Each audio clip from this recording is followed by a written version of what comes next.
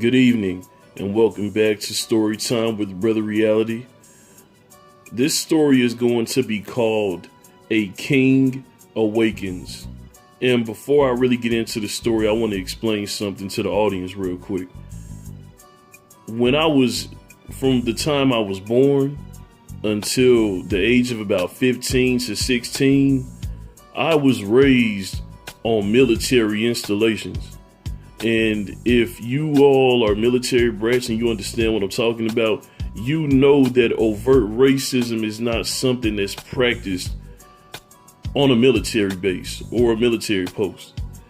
That's just something you don't grow up seeing because you're around different people, you're around different cultures, and everybody pretty much, it's like one big family in a way. So I just wanted to put that out there, and let me go ahead and get on with the story. So it was a summer day in 2001, the city of Shreveport, Louisiana, if you want to call it a city. And I'm outside with a homie at the time, and we're playing basketball at the basketball court. And, if y'all know me, anybody who knows me on a personal level knows that me and my brothers, we were bad on that court back in the day. You know what I'm saying? We did our thing. But I was outside with one of the homies. And we were playing. It was just me and him at first. And then these three white guys, they come out. I don't even know if they lived there, but they came out and they started shooting around with us. So we started with a game of 21. And that game of 21, after it ended, we went into a 2-on-2 game, me and my homie against these two white dudes. So we're playing, we're out there doing our thing.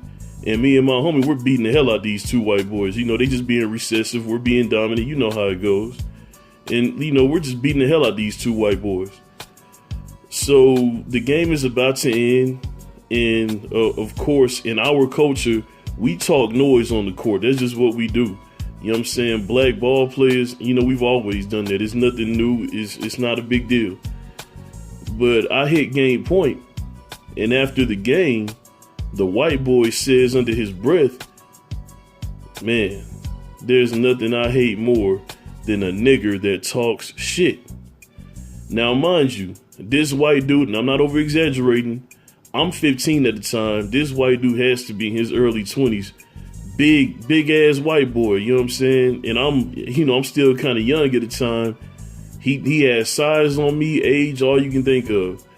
So I'm like, I'm kind of taken aback, and my homie's like, "Yo, man, let's just go because it's a few of them. There's only two of us." And I'm like, "Man, I don't care about this shit."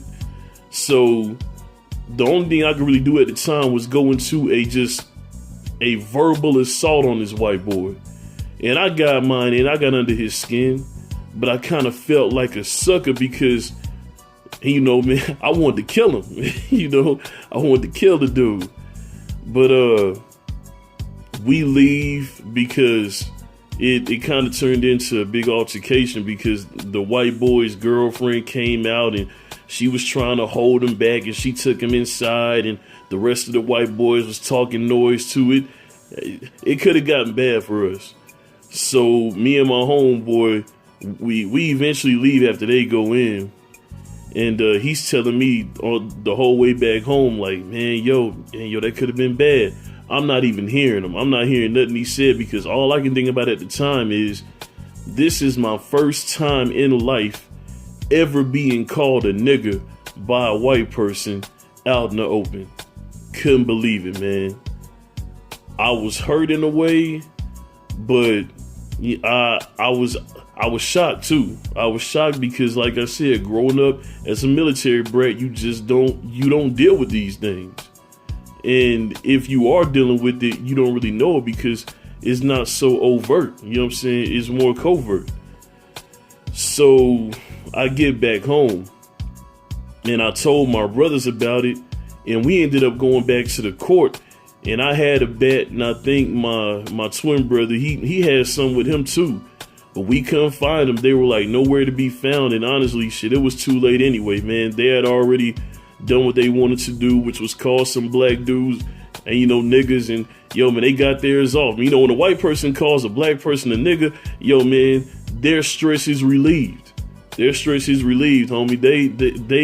They've accomplished their goal for the day by calling you a nigga. So let me get off there for a minute and let me get into the real. The real is this. After that day, I changed. I was a different person after that day. Something up in me awakened. And 3 years later, for the first time, I read the autobiography of Malcolm X. Something was burning inside of me and I couldn't figure it out, but something was just burning inside of me. I wanted to learn more. I wanted to find out more about, why did something like this happen? And this shit ate at me for a while. But I read the autobiography of Malcolm X, and the king awakened in me after I read the autobiography. I had already seen the movie, but reading the words that Alex Haley wrote, which came out of Malcolm X's mouth, just transformed me.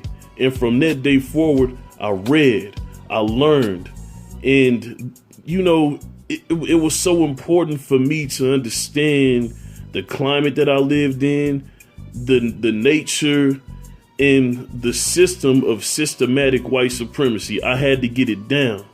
I had to learn it. I had to dive into it, and I had to dissect it. And that's exactly what I've been doing since that day. Well, family, I'm going to wrap this one up. Just wanted to throw out a message to my kings, my brothers, my black kings. Hey, if you haven't read that book, The Autobiography of Malcolm X, man, pick that book up and read it. I mean, I was 18 when I read it for the first time, and it changed my life. It opened up my eyes in a major way. Like I said, back then when I was 15 and that happened, I was like, damn, I can't believe this happened. But when I read the autobiography of Malcolm X 3 years later, I knew why it happened. I knew why it happened. It wasn't any more confusion. I wasn't second guessing. I wasn't questioning. I ended up knowing why that day happened. With that being said, I want to give a shout out to my dad, because my dad is one of the few black men who I could say beat the system of white supremacy, and he always led by example. Love you, Dad. Peace.